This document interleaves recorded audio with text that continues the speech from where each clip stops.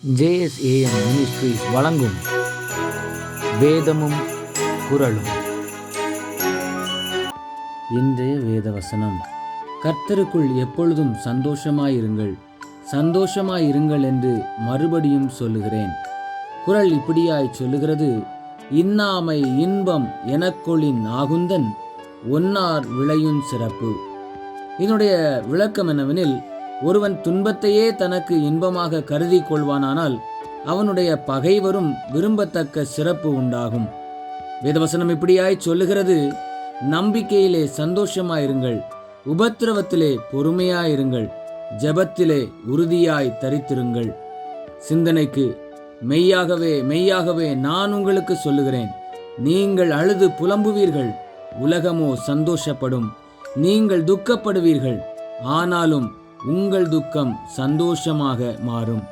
ஜெபிப்போம். இரக்கமுள்ள பிதாவே, இந்த நாளுக்காக உமக்கு நன்றி. எங்களுக்கு வருகின்ற துன்பங்களில் எல்லாம் மனமுடைந்து போகாமல் துக்கத்தை சந்தோஷமாய் மாற்றுகின்ற உம்மை எப்பொழுதும் பற்றி கொண்டு எல்லாவற்றிலும் உம்மை நம்பி எப்பொழுதும் சந்தோஷமாய் இருக்க எங்களுக்கு கிருபை தாரும். இயேசுவின் நாமத்தில் பிதாவே, ஆமேன். இந்த நாள் இனிய நாளாக அமைய வாழ்த்துக்கள். கர்த்தர் உங்களை ஆசீர்வதிப்பாராக. ஆமேன்.